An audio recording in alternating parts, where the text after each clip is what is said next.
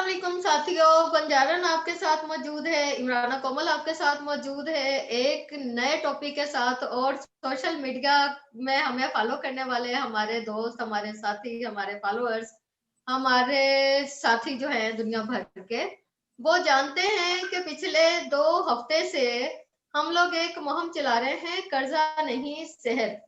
और इस मुहिम के जो रूह रवां हैं, इस मुहिम को जो शुरू करने वाले हैं, जो हमारे रहनुमा हैं, इस वक्त हमारे साथ मौजूद हैं इंडस कंसोर्शियम के नुमाइंदा जनाब हसनैन साहब। हम उन्हें खराज तहसीन पेश करते हैं, उन्हें वेलकम करते हैं बंजारन टीवी पर। और उनसे ये शॉर्टकट में ये एक सवाल पूछते हैं कि सर, कर्जा नहीं सेहत आखिर मुहिम क्या है, जरा हमें उसका तारुफ करवाइए।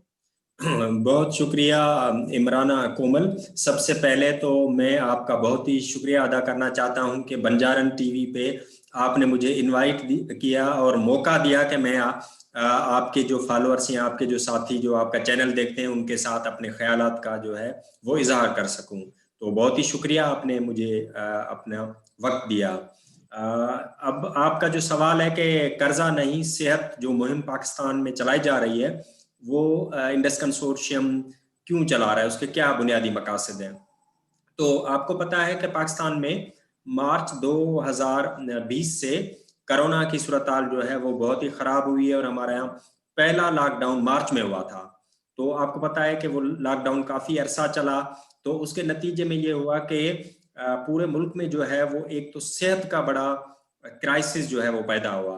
और हमारा जो हेल्थ का सिस्टम था वो उसकी इतनी कैपेसिटी नहीं थी, उसके पास इतने डॉक्टर्स, उसके पास हेल्थ का दूसरा अमला, उसके पास इतने बेड मौजूद नहीं थे कि जो कोविड से लोग मुतासर हो रहे थे और साथ में जो पहले से बीमार थे मुख्तलिफ बीमारियों की वजह से, तो उन तमाम लोगों को सेहत की सहूलियात मिल सके, ये बोझ जो है वो हमारा सेहत का शोबा जो है वो उठाने में नाकाम रहा। तो आपने देखा कि उसकी वजह से पूरे हमारे मुल्क में जो है वो हॉस्पिटल्स फुल हो गए और जो लोग गरीब लोग सरकारी हॉस्पिटल्स में जाके अपना रूटीन का इलाज कराते थे वो जो है बड़े मुतासर हुए और उसके अलावा कोविड के जो मरीज थे वो भी काफी मुतासर हुए।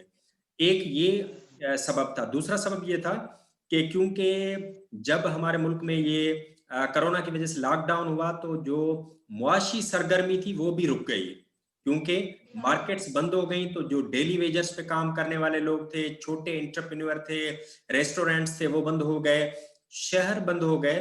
तो जो रूरल एरियाज से वेजिटेबल्स, मिल्क और दूसरी जो चीजें जिनकी मार्केट शहर होती थी, क्योंकि शहर बंद हो गए और वहां पे लॉकडाउन हो गया तो उसकी ट्रांसपोर्टेशन भी बंद हो गई और वो खपत भी उन चीजों की बंद हो गई। तो उसकी वजह से गांव के लोगों पे भी असरात हुए, तो मुआशी असर हुआ। तो हमारे मुल्क में आपने देखा कि आईएमएफ ने जो जीडीपी ग्रोथ रेट जो है 2020-21 के लिए फोरकास्ट की, वो पहली दफा माइनस थी। तो उसकी वजह से लाखों लोग जो थे वो बेरोजगार हो गए और जो है सेहत का बहरान आया। तो हमने उसके बाद ये कैंपेन शुरू की और मुहिम शुरू की कि जो आलमी कर्जे हमारे मुल्क पे हैं वो कैंसिल किए जाएं, जो कि वजीर आजम इमरान खान ने भी अपनी जो है वो तक मुख्तलिफ तकारीर में उसका जो है वो अदा किया था। तो हम शहरी के तौर पे वजीर आजम साहब की उस डिमांड के पीछे खड़े हुए और हमने ये मुहिम जो है वो शुरू की। बहुत अच्छी बात है सर। और जो बाशऊर कौमें हैं, जो ऐसी कौमें हैं जो मुतहर्रिक शहरी का, सिविक सेंस का किरदार अदा करती हैं, यकीनन वो अपनी हुकूमतों, अपनी सोसाइटी और अपने कंसर्न जो हैं मफादात, वो उसको मद्देनजर रखती हैं।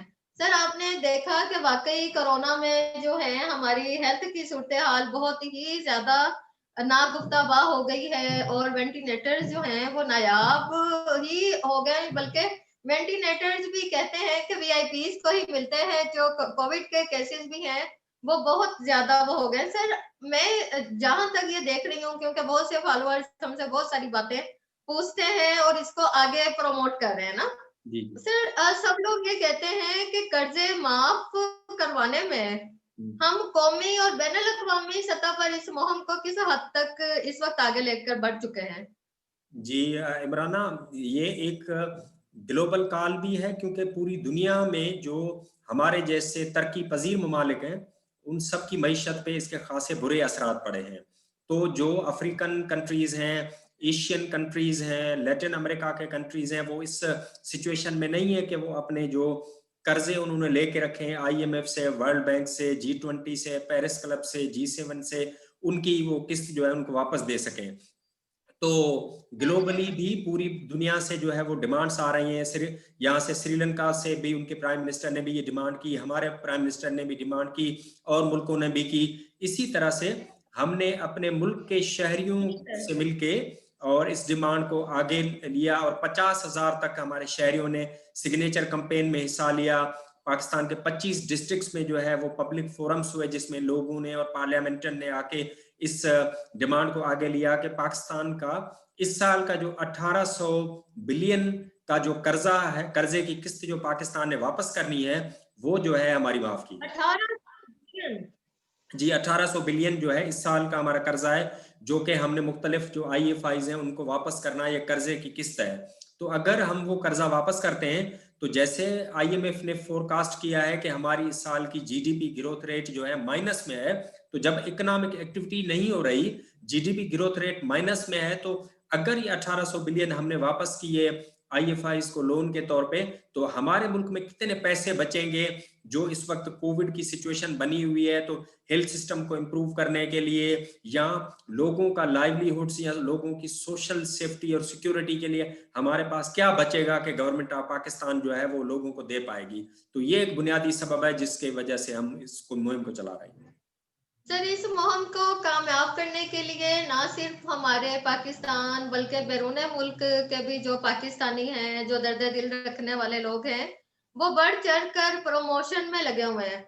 लेकिन उनका एक ये है कि जब हमारा ये किस तरीके से मुमकिन होगा कि जब हमारी क्या हमने कोई जो दस्तखती मुहिम है, आपने बताया कि दस्तखत करवा के हमने भेजी है, तो वहां तक मुतलका अदारे तक red and black and white सूरत में कोई चीज पहुंच चुकी भी है या नहीं अभी तक? जी जी बिल्कुल, हम जो है ना, जो शहरियों की तरफ से ये सिग्नेचर्स मुहिम हुई है, सारी चीजें हुई हैं, वो हमने यहाँ के वर्ल्ड बैंक के जो कंट्री डायरेक्टर और उसके अलावा IMF या G20 G7 के जो यहाँ पे एम्बेसीज हैं, उनको वो हम खत पहुंचा रहे हैं, क्योंकि अभी हमारी मुहिम चल रही है। तो इंशाल्लाह हम इसी हफ्ते और अगले हफ्ते तक इन तमाम एम्बेसीज और लोगों को ये जो है वो खत पहुंचाएंगे।